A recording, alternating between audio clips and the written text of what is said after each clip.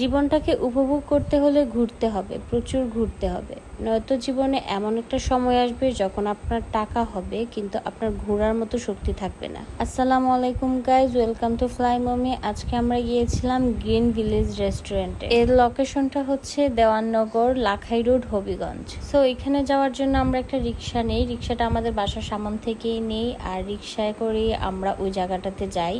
তো হবিগঞ্জ সদর থেকে ওই জায়গাটাতে যাইতে মাত্র 5 মিনিটের মতো সময় লাগছে। আমরা যখন যাই তখন বিকাল শেষ হওয়ার সময়টা ছিল, তখন সন্ধ্যার আগ মুহূর্তে আমরা যাই। আজকের ওয়েদারটাও খুবই গরম ছিল, তো ওই ক্ষেত্রে এই টাইমটাই আমার কাছে বেস্ট মনে হয়েছিল। দেন আমরা ওইখানে গিয়ে পৌঁছাই।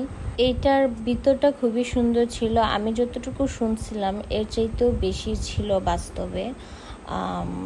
মানে প্লেসটা অনেক বড় ছিল, আর আশেপাশে খুবই একটা শান্তিকর পরিবেশ ছিল।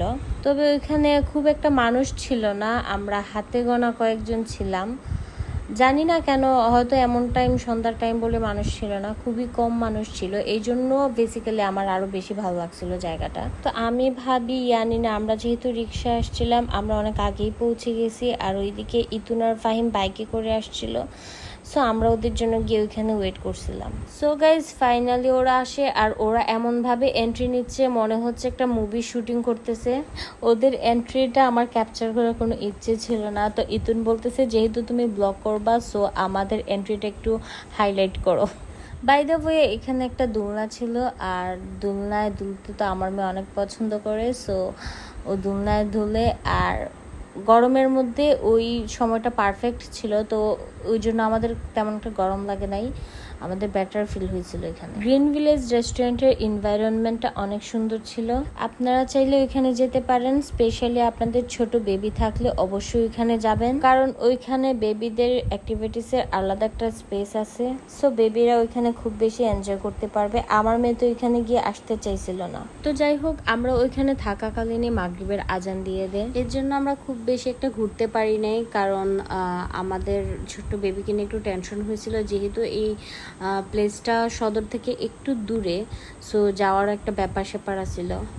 যাই হোক, তো আমরা ওইখানে বেশি কিছু অর্ডার দিই নাই, জাস্ট আইসক্রিম অর্ডার করছিলাম, কারণ অন্য কিছু অর্ডার দিতে মিনিমাম 20 মিনিটের মতো সময় লাগতো। সো আমরা জটফট যেটা পাইছি হাতে, আইসক্রিম অর্ডার করে ফেলি। আর ওইখান থেকে রেস্টুরেন্টের ভিতর থেকে এই যে বাহিরের লুকটা দেখেন, খুব সুন্দর ছিল, যেহেতু সন্ধ্যার সময়টা ছিল, এই জন্য আমার আরও বেশি ভালো লাগছিল। দেন গাইজ, আমাদের আইসক্রিম চলে আসে। আইসক্রিমের টেস্টটা অনেক ভালো ছিল, আর ওইখানের স্টাফদেরও বিহেভিয়ার ভালো ছিল। দেন আমরা বেরিয়ে পড়ি, আর তখন প্রায় 7:30 বেজে গেছিলো। আমরা দাঁড়িয়ে দাঁড়িয়ে ওইখানে রিক্সা খুঁজছিলাম, বাট আনফরচুনেটলি ওইখানে রিক্সা মিলে নাই। তো আমরা টমটমে যাই। হবিগঞ্জের ভিতর যারা আছেন তারা অবশ্যই ওই জায়গাটাতে যাবেন, গেলে অনেক ভালো লাগবে। আর আমার আজকের ব্লগটা আপনাদের কাছে কেমন লাগছে কমেন্টসে জানাবেন। দেখা হচ্ছে নেক্সট ব্লগে। সবাই ভালো থাকবেন। আসসালামু আলাইকুম।